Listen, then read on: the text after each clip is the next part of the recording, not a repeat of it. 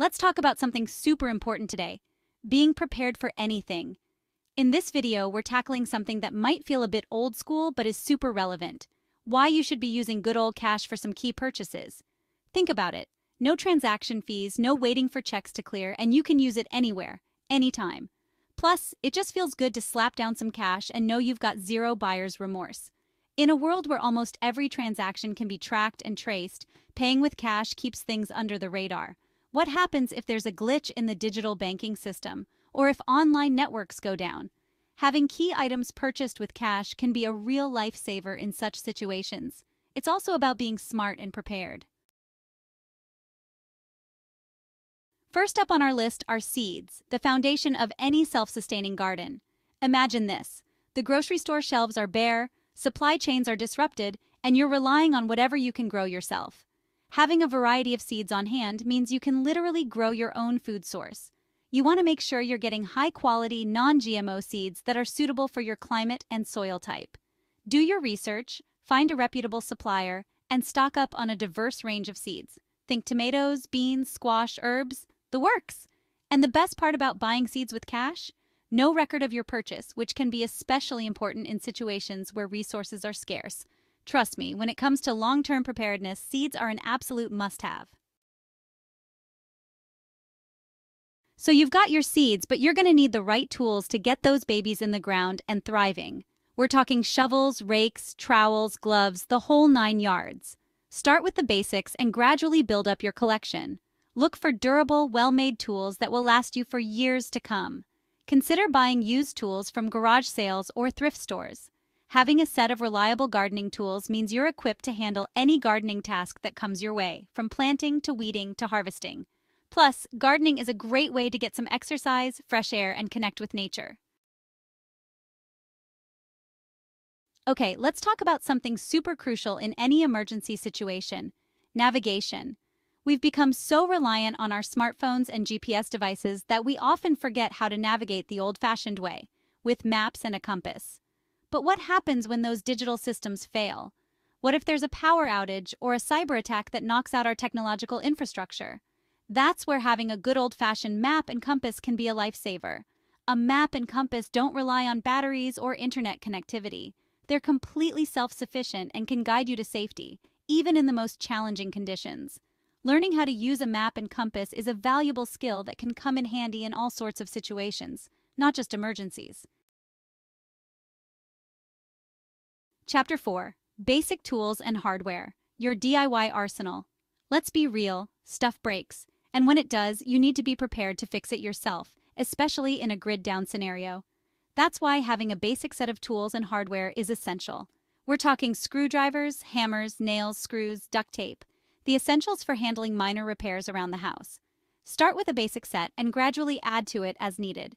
Look for tools that are well-made, durable, and comfortable to use. Consider buying tools that serve multiple purposes. Having a well-stocked toolbox means you're not caught off guard when something breaks. Chapter 5: Candles, lanterns, and alternative light sources, illuminating the darkness. Imagine this: the power goes out and you're plunged into darkness. No lights, no electronics, just you and the eerie silence of a powerless world. That's why having alternative light sources is non-negotiable. Candles, lanterns, flashlights. These are your new best friends when the grid goes down. Lanterns are great for providing more focused light and can be easily carried around. Look for lanterns that are battery-powered or use alternative fuel sources like propane or kerosene. Having a variety of light sources means you're prepared for any situation, whether it's a short-term power outage or a more long-term grid-down scenario. Chapter 6: Non-electronic entertainment, unplugging and reconnecting. In today's hyper-connected world, it's easy to forget what it's like to unplug and entertain ourselves without screens. But in a grid-down situation, having access to non-electronic entertainment can be a real game-changer. We're talking board games, card games, books, puzzles, anything that can keep you and your loved ones entertained without relying on electricity. Board games are a fantastic way to pass the time, foster connection, and even learn new skills. Card games are another classic choice, offering endless possibilities for fun and laughter. And let's not forget about the simple joy of reading a good book.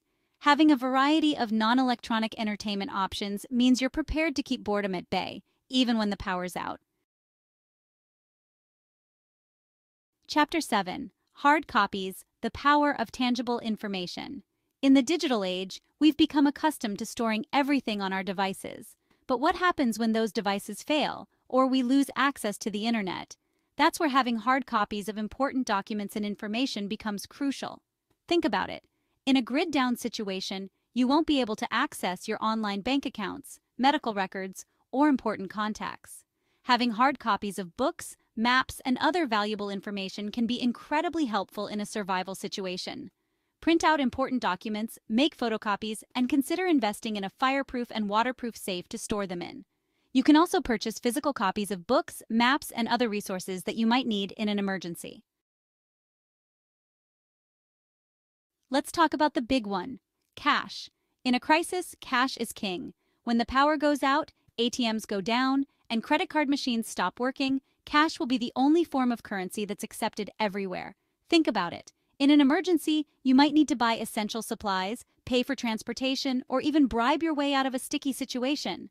Having a stash of cash on hand ensures you're prepared for anything. Small bills are essential for making everyday purchases, while larger bills can be useful for bigger transactions or bartering. Having a reasonable amount of cash on hand is just plain smart. Water, the elixir of life. Water. It's the most essential element for human survival, and in a crisis, having access to clean drinking water is non-negotiable. The human body can only survive for about 3 days without water, so having a reliable water supply is crucial. The general rule of thumb is to have at least 1 gallon of water per person per day for drinking and sanitation. Consider investing in large water storage containers, water filtration systems, or even learning how to collect and purify rainwater. Having a reliable water supply means you and your loved ones can stay hydrated and healthy, even in the most challenging situations. Chapter 10. Emergency Supplies, your lifeline in a crisis. Let's talk about the heart of prepping emergency supplies. These are the items that can make all the difference in a crisis, providing you and your loved ones with the essentials for survival. First up, a first aid kit. Make sure it's well stocked with bandages, antiseptics, pain relievers, and any other medications you or your family members might need. Next, food. We're talking non-perishable items that can be stored for long periods of time, like canned goods, rice, beans, and dried fruit.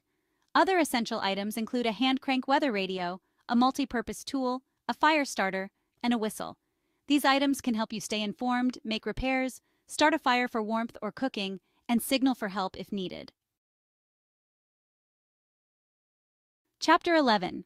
Precious Metals, a Safe Haven in Uncertain Times. Let's face it, the economy can be unpredictable.